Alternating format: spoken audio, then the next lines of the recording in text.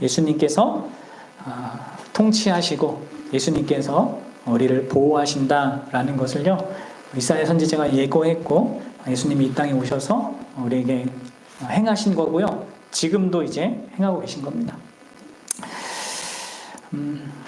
아까 제가 아이들에게 좀 말했듯이 예수님은 이 땅에 처음부터 왕으로 오셨잖아요.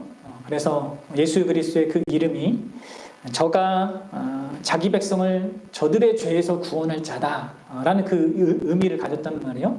그 예수님의 이름 안에 이미 예수님의 왕되심이 이렇게 있었고, 또 목자들에게 나타난 천사도 다윗의 동네에 오늘날 너희를 위하여 구주 곧 그리스도 주가 나셨다 하면서 예수님의 탄생을 왕으로 이렇게 말했단 말이에요. 그런데 예수님의 그 왕되심은 세상 나라의 왕들과 전혀 다른 모습을 갖고 계셨습니다. 그래서 태어난 장소도 왕궁이 아니라 어디요? 초라한 마국간에서 말구유에서 나셨고, 본격적인 그 구원의 일을 시작하면서도 그분의 모든 삶은요, 머리 둘 곳 하나 없는, 자기의 집 한 칸조차 없었던 그런 낮고 낮은 삶을 사셨습니다. 그럼 참된 왕이고 만왕의 왕이신 그분이 이 땅 사시는 동안 그렇게 사셨는데, 우리는 정말 지금 어떻게 살고 있습니까? 그러면서도 우리는 더 많은 무엇을 원하죠? 진짜 아이러니한 거죠. 어쨌든 여러분들, 예수님께서 스스로를 인자라고 이렇게 하시면서 이제 메시아라는 용어는 잘 안 쓰셨습니다. 왜냐하면 이미 유대인들에게는 이 메시아에 대한 개념이 자기들이 원하는 것을 투영해서 그렇게 기대하고 있었기 때문에 메시아라는 용어는 안 쓰고 이제 다니엘서에서 나오는 인자라는 용어를 많이 사용하셔서 자신의 메시아됨을 주장했어요. 그런데 여전히 사람들은 그렇게 하셨음에도 불구하고 자기의 이 욕망을 계속 예수님께 투영해서 자기들이 원하는 왕이 되달라, 이렇게 예수님께 원했단 말이에요. 근데 이제 예수님은 자꾸 반대로 가죠. 다른 길로 가죠. 나의 현실의 어떤 도움을 위한 길이 아니라 십자가의 길을 가는 겁니다. 그러니까 계속 처음에는 기대하고 좋아하다가 그 기대를 안 채워주니까 예수님을 반대하고 비난하고 무시하게 된 것이죠. 그래서 예수님이 죽을 때도요, 내가 왕이냐? 십자가에서 내려와 버려. 능력을 좀 보여봐라. 그러면 믿어줄게. 사람들이 조롱했단 말이에요. 그럼 왕이신, 진짜 참된 왕이신 그런 분인데도 그렇게 조롱돼. 여러분, 예수님의 왕되심은요, 언제나 세상 사람들에게 조롱거리입니다. 진짜 하나님을 모르는 자에게는 계속 조롱거리가 되는 거예요. 근데 예수님이 그 모든 온갖 조롱과 비난과 무시를 받으면서 또 그 겟세마네 동산에서 땀이 핏방울 될 정도로 기도하면서 그렇게 피하고 싶었던 그 십자가를 결국 감당한 이유는 무엇입니까? 왜 그렇게 하신 거예요? 그것이 이제 그분이 태어나신 그 말구유가 보여주는 표적, 그렇죠? 그 말구유에서 태어나신 그것이 의미하는 바가 연결되어 있다고 했죠.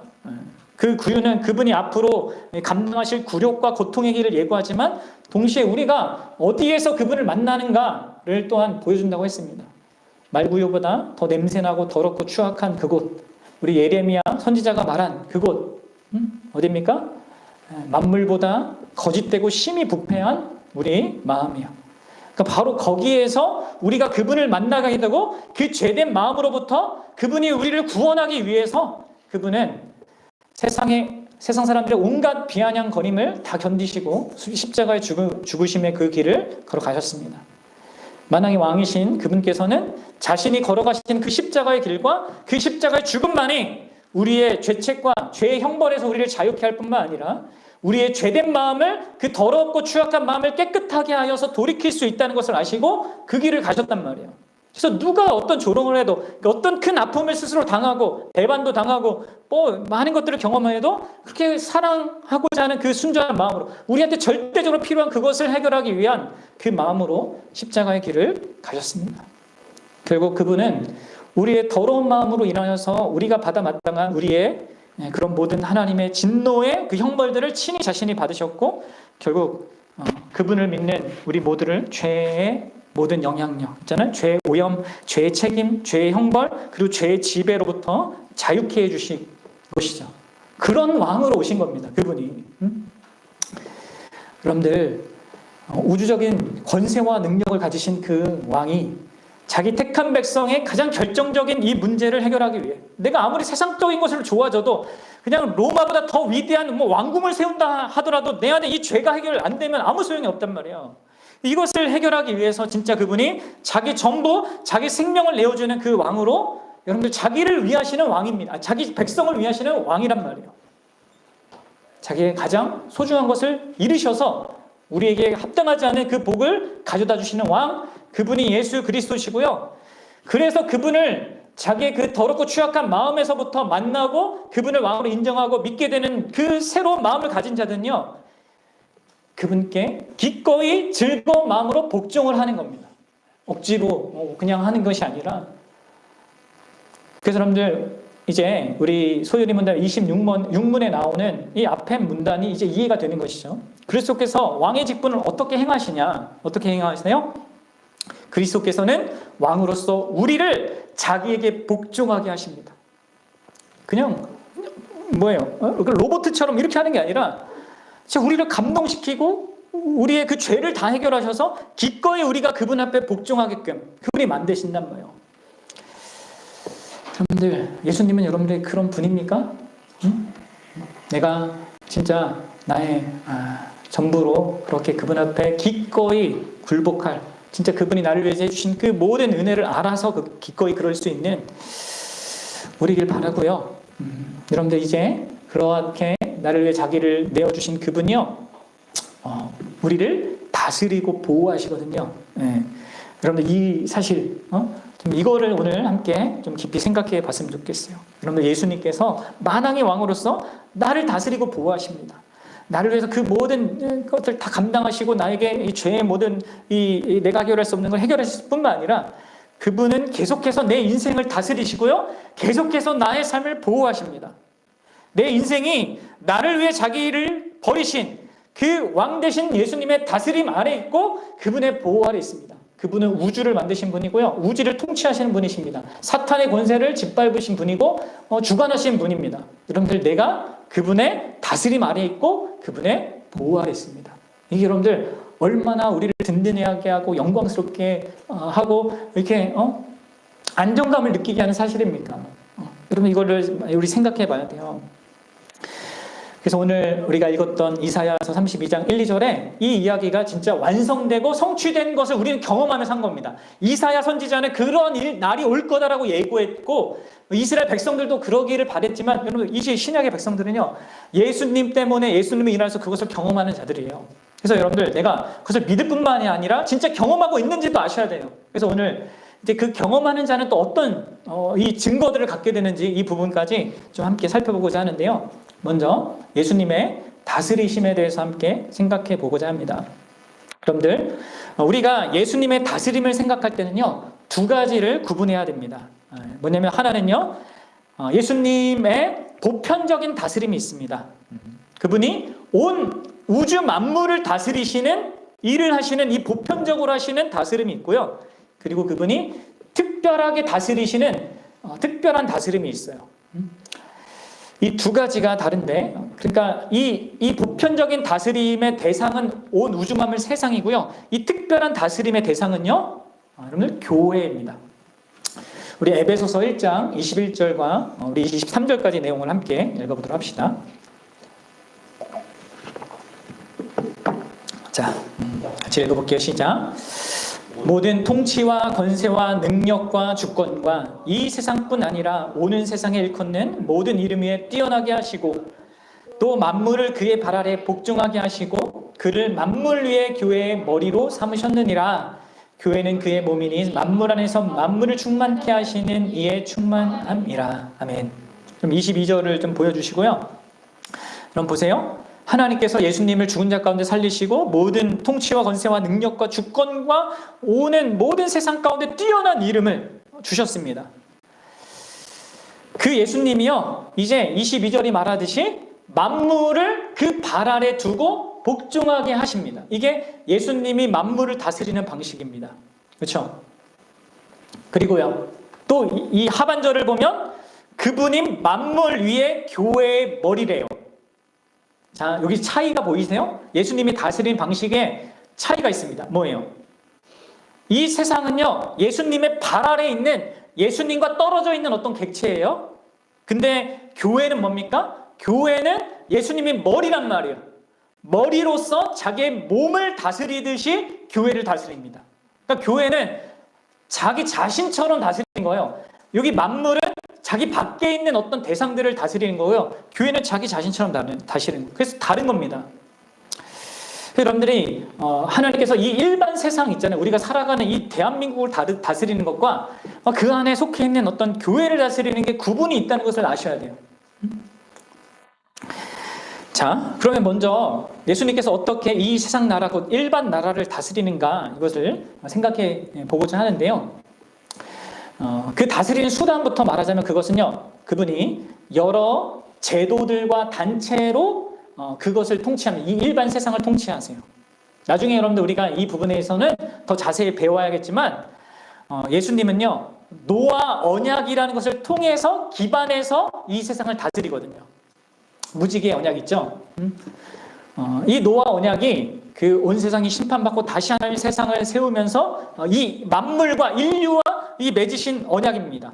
이 언약을 보존 언약 또는 일반 은혜 언약 이렇게 말하는데, 이것은 구원받은 이 백성에게 적용되는 것이 아니라 그들도 다 포함되지만 모든 인생들과 만물까지 다 적용되는 그 포괄적인 언약입니다. 하나님은 이 노아 언약 안에서 기본적으로 두 가지를 약속해요. 뭐냐면 자연 질서의 보존. 뭐라고요? 자연 질서의 보존. 그리고 또 하나는 인간 사회 질서의 보존입니다. 뭐요? 인간 사회 질서의 보존. 네. 여기서 반복되는 단어가 뭡니까? 보존입니다. 이 언약의 목적은요, 이 세상을 보존하는 겁니다. 특히 하나님은 사회 질서와 관련해서 가족과 국가를, 사회를 유지하는 주요 두 제도로 두시기로 합니다. 이 언약에 보면 그 내용이 나와요. 그래서 이 하나님의 뜻을 따라서 노아 언약 안에 이 예수님은 가족이나 우리 이 일반 세상에 있는 가족과 국가, 그리고 그것과 결부되어 있는 수많은 여러 사회 단체와 이 제도를 통하여서 이 세상 나라를 통치하신단 말이에요. 그럼 이것을 아셔야 돼. 그냥 자연스럽게 그냥 우연히 있는 존재들이 아니에요. 다 소중한 겁니다. 가정도 소중하고 국가도 소중하고 그에 연결되는 모든 것들이 다 소중해요. 그래서 여러분들, 우리는 이 하나님 예수님께서 세상 나라 곧 일반 나라를 통치하시기 때문에 우리는 적극적으로 이 일반 나라, 세상 나라를 살아가는 것입니다. 그래서 여러분, 우리가 대한민국 국민으로 살아가는 겁니다. 우리의 국민적인 그 의무를 감당해야 됩니다. 군 복무도 감당해야 되고, 조세도 납부해야 되고, 또 직장 생활도 하고, 결혼도 하고, 자녀도 낳고, 양육도 해야 됩니다. 이게 그분이 다스리는 일반 나라에서 허락된 것이고요, 그것을 누리는 것이고, 그것을 거기에 감당해야 될 어떤 우리의 의무도 담당해야 되는 것입니다. 그 예수님이 다스리기 때문에 다 소중한 겁니다. 그러나 동시에 여러분들, 이 일반 나라 안에서의 삶은요, 언제나 비판적으로 생각해야 돼요. 우리는 최대한 모든 사람들에게 대해서 너그럽게 대하고 모든 것을 인정하는 그런 방식으로 가야겠지만, 이 타락한 세상에서 또 죄가 있는 이 인간의 이 조건에서는 인간의 문화는 어떻게 죄로 말미암아 부패된 어떤 모습들이 있단 말이에요. 그걸 가지고 있음을 알고 항상 경계하고 유의해야 됩니다. 그러니까 적극적으로 현실에 참여하지만 이 현실에는 항상 죄가 결부된 어떤 게 있으니까 이걸 경계해야 돼요. 그래서 사도 바울이 로마서 12장 2절에서 이렇게 얘기하죠. 같이 읽어보겠습니다. 시작. 너희는 이 세대를 본받지 말고 오직 마음을 새롭게 함으로 변화를 받아 하나님이 선하시고 기뻐하시고 온전하신 뜻이 무엇인지 분별하도록 하라. 그래서 분별을 해야 되는 거예요. 비판적으로 이 세상의 것들을 누려야 됩니다. 그러니까 옛날에는 뭐예요? 세상의 것들은 다 안 돼. 다 죄악된 거야 하면서 막 이렇게 했다면, 오늘날은 어떻습니까? 세상의 것 누릴 수 있어 하면서 다. 그럼 그거 둘 다 극단이고요. 우리는 중간을 잘 취해야 되는 거예요. 자, 그러면서도 우리는 무엇보다도 이 일반 나라를 살면서 우리에게 장차 오게 될 그 하나님의 나라 있잖아요. 진짜 우리의 참 본향, 그것을 동경하면서 살아가야 됩니다. 여러분들이 이 땅에서 누리는 온갖 좋은 것들은 다 하나님께로부터 오는 것인데, 그 좋은 것들은 아직 최고의 것은 아니에요. 최고의 것은 예수 그리스도의 재림으로 인하여서 우리에게 주어져요. 여러분 이걸 아셔야 됩니다. 내가 지금 감각하면서 내가 삶에서 누리는 모든 기쁜 것들, 심지어 연애하면서 누리는 그것까지, 아니면 자녀를 보면서 누리는 이 기분, 모든 기쁨의 내용들은요 아직 최고의 것은 아닙니다. 그래서 여러분들 우리가 목마른 거예요. 인간이 어떤 기쁨을 향하여서 그 최고의 것은요 예수 그리스도께서 가져다 주셔요. 그래서 우리는 일반 나라를 살아가면서 항상 일정한 거리감을 두면서 살아가는 것입니다. 장차 우리에게 올 그 영광을 소명하면서, 그리고 그때는요 여러분 그걸 생각하면 내가 지금 누리고 영위하고 있는 이 사회적인 업적과 어떤 지위, 그것은 전혀 중요한 게 아니에요. 심지어 결혼과 상업, 정치, 인간, 문화 이런 것들도 다 고귀한 것이지만 영혼의 관점에서는 그다지 중요한 것이 아닙니다. 일반 나라는 영원하지 않거든요. 이 노아 언약이 끝날 날이 있단 말이에요. 이를 유념하면서 살아가야 됩니다. 예수님이 재림하실 때 그렇게 될 것인데, 그래서 성경이 우리에게 이렇게 요구하는 거예요. 같이 읽어봅시다. 시작. 우리를 양육하시되 경건하지 않은 것과 이 세상 정욕을 다 버리고 신중함과 의로움과 경건함으로 이 세상을 살고, 복스러운, 그러니까 여기서는 비판적으로 살라는 거죠, 이 세상을. 그리고 13절, 복스러운 소망과 우리의 크신 하나님 구주 예수 그리스도의 영광이 나타나심을 기다리게 하셨으니. 이제 이게 우리가 이 땅을 살아가는 방식이에요. 일반 나라를 하나님 예수님이 다스리는 것에 대해서 우리가 살아가는 방식입니다. 근데 여러분들 이제 이 예수님은 특별히 다스리는 대상이 있다고 했죠. 어떤 대상이요? 교회입니다. 교회는 이 세상 나라를 그분이 통치하시는 그 방식이 다릅니다. 아까도 얘기했다시피 그분은 자신의 몸처럼, 자기 자신의 몸처럼 이 교회를 다스려요. 그러니까 이거를 다시 언약적으로 표현하자면요, 세상 나라는 노아 언약을 통해서 통치하시고 보존하십니다. 그게 통치와 보존이 목적이요. 그런데 교회는요, 그분이 따라해봅시다. 아브라함 언약. 아브라함과 맺은 그 언약, 그것으로 시작되고 결국 새 언약 있잖아요. 오늘 우리가 성찬한 것이 이제 새 언약의 그 언약식인데, 이 아브라함 언약으로 시작돼서 이 새 언약으로 성취된 이 특별한 은혜 언약을 통해서 교회를 통치하고 또 교회는요 완성하십니다. 그럼 세상 나라는 보존하다가 어떤 종결의 때가 있어요. 하지만 교회는 보존하실 뿐만 아니라 완성하실 대상이에요. 하나님이 목적하신 것을 이루실 대상이란 말이에요. 그래서 여러분들 현재 우리가 살아가는, 일상에서 살아가는 모든 단체들과 모든 기관들, 이런 것들이 선하고 고귀한 목적들이 있고 거기에 기여하지만 교회만큼은 진짜 가장 특별한 대상인 거예요, 하나님께. 그리고 신자에게도 그건 마찬가지여야 됩니다. 교회는 그리스도인의 삶에서 으뜸가는 것입니다. 교회 안에서 우리는, 그리스도인들은 삶의 모든 활동 가운데 가장 중요하고 가장 복된 활동이 일어나는 것이죠. 여러분 이거를 아셔야 됩니다. 사실 예배가 그런 거잖아요. 그러면 여러분들 예수님께서 교회를 어떻게 다스리십니까? 아까도 얘기했다시피 세상은 제도와 기관 같은 것으로 이렇게 간접적으로 섭리를 통하여서 주로 통치하십니다. 그러나 교회는요 달라요. 어떻게 다스리세요? 그분이 말씀과 성령으로 다스려요. 직접적으로 통치하신단 말이에요. 자, 요한복음 14장 26절 한번 읽어보도록 할게요.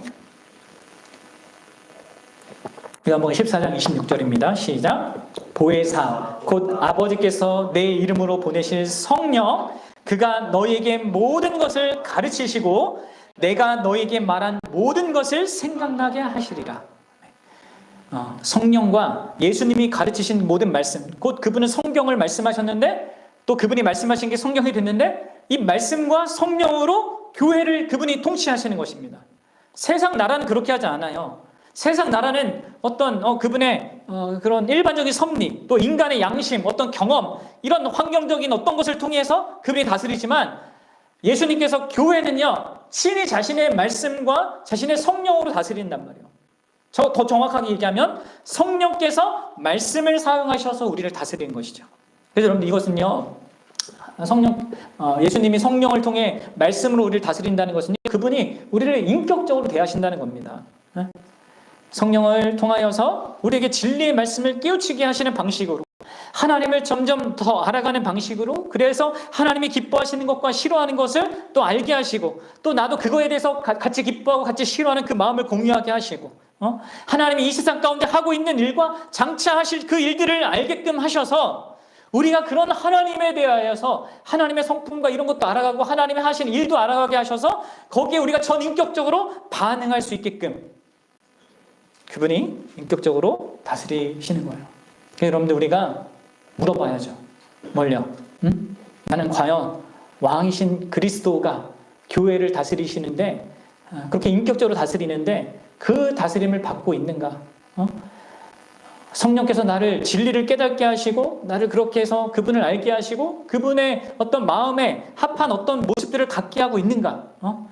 기독교는 이렇기 때문에 신자는 이렇게 살아야 하기 때문에 이렇게 하는 것이 아니라, 아니면 교회 생활을 오래 하다 보니까 교회가 이렇게 움직이는 거구나 이렇게 익숙해지는 그런 의미가 아니라, 말씀을 사용하셔서 나와 하여금 예수님을 주목하게 하는 그 성령의 역사를 경험하면서 그 예수님 때문에 내가 이렇게 움직여지는 이 교회 활동이 그렇게 해서 있는 나인가, 이걸 보셔야 됩니다. 여러분들에게 만약 이 성령과 말씀을 통한 주님의 다스림을 이게 자기 안에 있잖아요. 그러면요, 우리 안에 이런 주요한 세 가지 반응이 등장합니다. 첫째는요, 여러분들은 기꺼이 교회 안에서 자신에게 잘못한 다른 사람을 용서할 수 있어요.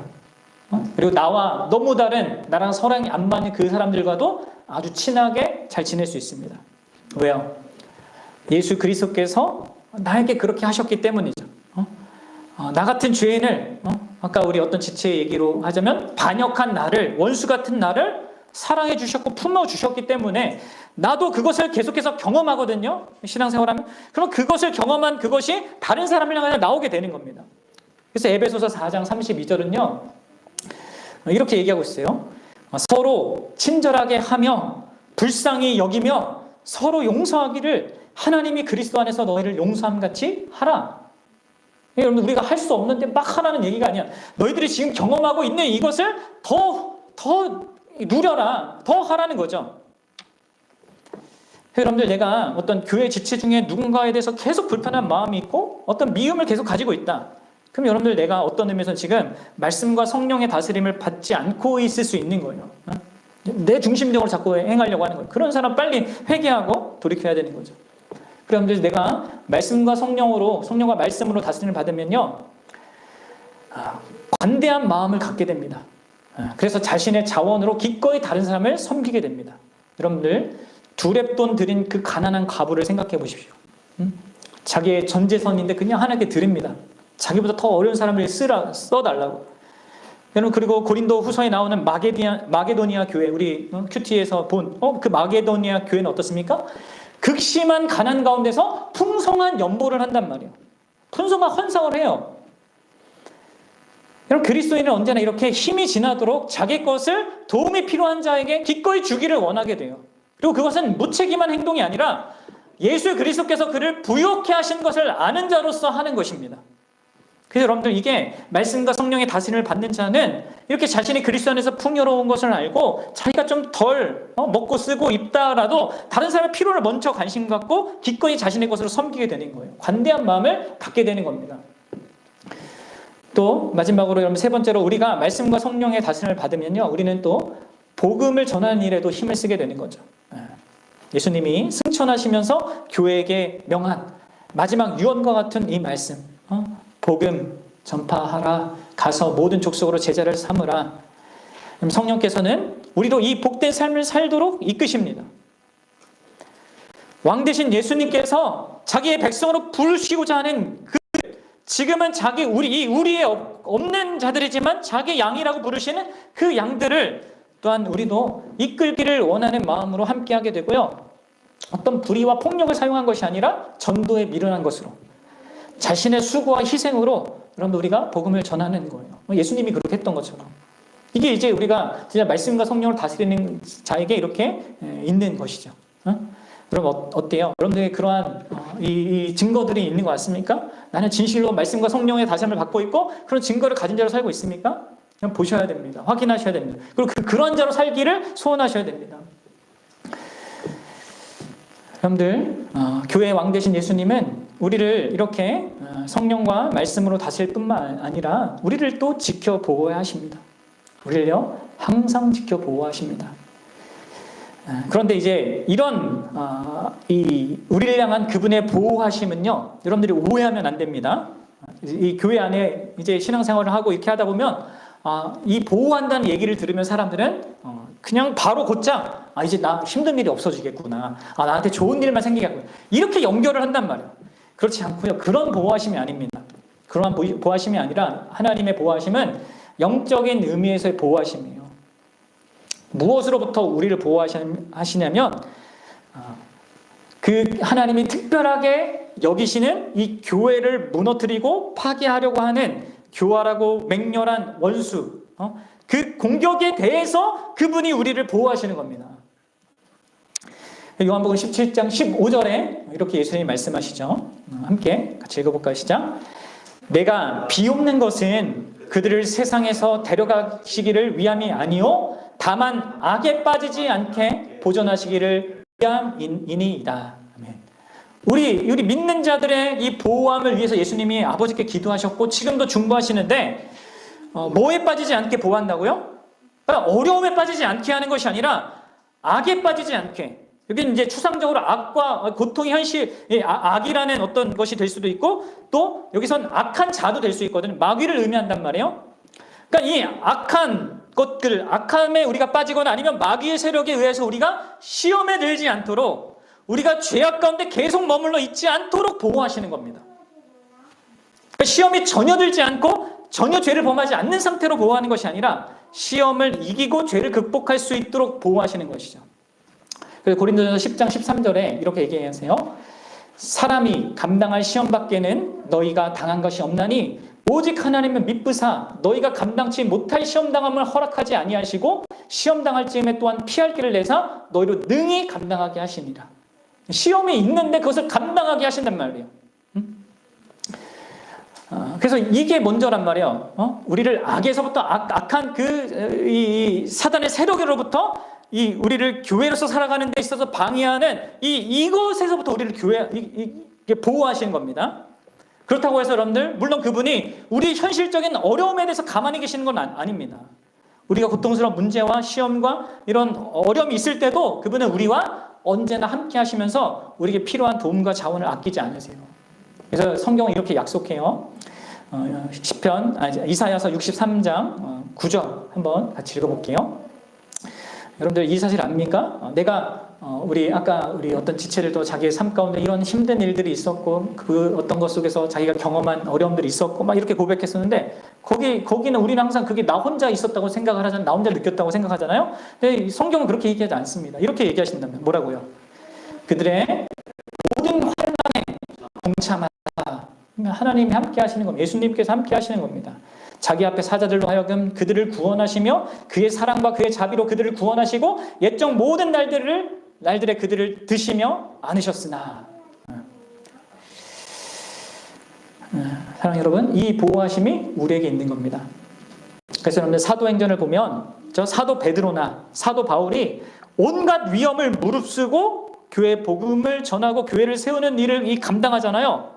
근데 여러분, 예수님께서 계속해서 그들을 모든 시험과 모든 악의 공격으로부터 잘 보호하셔서 그들이 그 일을 잘 감당할 수 있게 하셨습니다.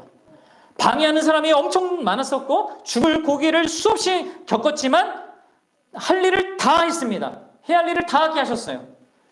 또 사명을 완수하고 순교를 했죠.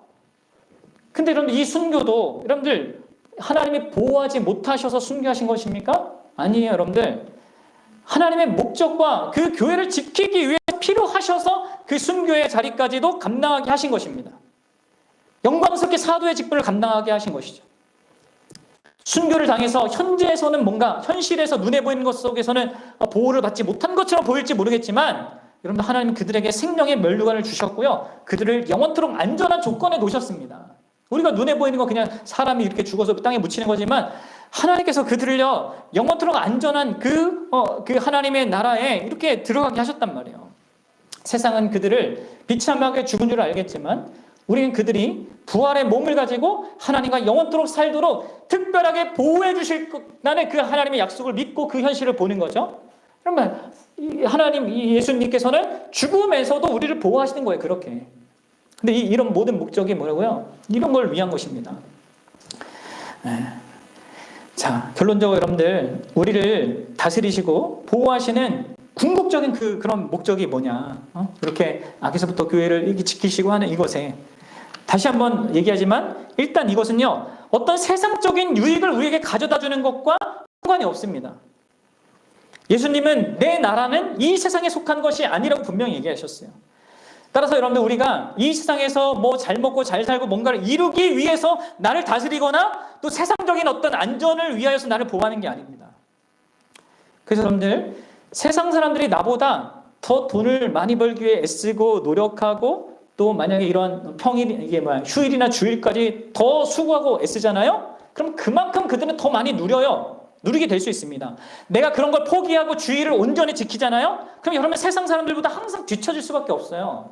그렇죠? 기도를 많이 한다고 공부를 잘하거나 사업이 잘 되거나 하는 게 아니에요. 공부는 앉아서 열심히 해야지 잘하게 되고 사업도 열심히 발로 뛰어다녀야지 잘하게 됩니다. 기도를 하기 때문에 잘하는 건 거의 없어요. 응?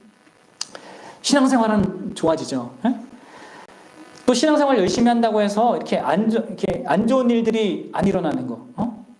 그것도 우리가 늘 기대하거든요. 대학 떨어지지 않고 취업도 바로바로 되고 실직도 안 하게 되고 결혼도 빨리빨리 잘하고 자녀도 빨리 갖고 자녀가 있어도 자꾸 말도 잘 듣는 이런 것을 우리는 기대하지만 그런 것에 대해서 우리를 보호하는 게 아니라고요. 그러면 뭐예요? 하나님의 다스림과 보호하시는 목적은 무엇입니까? 두 가지 측면이 있는데 하나는요, 구약식으로 말하겠습니다. 그것은 우리에게 있는 그 하나님의 형상, 하나님이 우리를 하나님의 형상을 따라 만드셨는데 그게 이제 죄로 인해 망가졌거든요. 이것을 새롭게 하시는 겁니다. 그걸 위해서 우리를 다스리고 보호하세요. 이거를 신약식으로 말하자면요, 곧 하나님의 아들의 형상, 하나님의 형상의 본체이신 그 예수 그리스도를 본받게 하는 자가 되도록 우리를 다스리고 보호하는 것입니다. 사랑하는 여러분, 그분은 그래서 성령과 말씀으로 우리 교회를요, 우리 교회 각 사람을요, 우리의 그 죄된 본성을 점점 변화시켜 가서 우리 마음속에서 그리스도와 같은 그 성품을 만들어내시고자 우리의 인생을 다스리고 우리를 보호하시는 것입니다. 그래서 우리가 그리스도처럼 모든 상황 속에서 판단하고 그리스도처럼 선택하고 그리스도처럼 하나님의 영광을 목표로 살게 만드시기 위해서 우리를 다스리고 통치한단 말이에요. 그러니까 그것을 여러분, 우리를 인위적으로 동일한 어떤 모습을 갖게 한다는 것이 아니라 나의 개인적인 기질과 성향과 능력과 은사를 그대로 발휘하면서 그리스도를 각자의 모습으로 닮아가도록 만드시는 거예요. 한마디로 나를 나답게 만들기 위해서 하나님이 창조한 바로 내가 되게 하기 위해서 그분이 그 예수 그리스도께서 우리를 통치하고 보호하시는 것입니다. 그리고 그렇게 함으로 말미암아 궁극적으로는 뭐겠습니까? 이를 통하여서 하나님의 영광을 드러나기 위해서 우리를 다스리고 보호하는 것입니다. 우리가 하나님의 형상을 닮은 그런 참다운 하나님의 자녀가 되는 것을 위해서 그것이 하나님을 영화롭게 하는 것이거든요. 예수님이 이 땅에서 가장 영광스럽게 하나님을 영화롭게 했거든요. 우리도 여러분들 예수님을 닮아서 그분을 영화롭게 하는 우리의 모든 삶을 통하여서 그렇게 하기 위해서 그분이 우리를 자녀답게 만들기 위해서 우리를 통치하시고 다스리시는 겁니다. 그래서 여러분들, 우리가 십자가의 길을 가는 거예요. 신자는요, 고난과 어려움의 그 현실을 피하게 되는 것이 아니라 오히려 더 많이 직면하게 되는 겁니다. 왜요? 우리에게 최고의 영광을 주시기 위해서, 그리고 자신도 최고의 영예를 받으시기 위해서 그렇게 우리를 다스리고 보호하십니다. 그래서 여러분들, 우리가 이 땅에 살아가는 동안에 이 악과 고통의 현실을 그래서 우리가 살아가는 겁니다. 이것을 경험하게 되는 겁니다. 근데 그 가운데서 하나님의 능력으로 보호하심을 계속 입으면서 살게 되는 것이죠.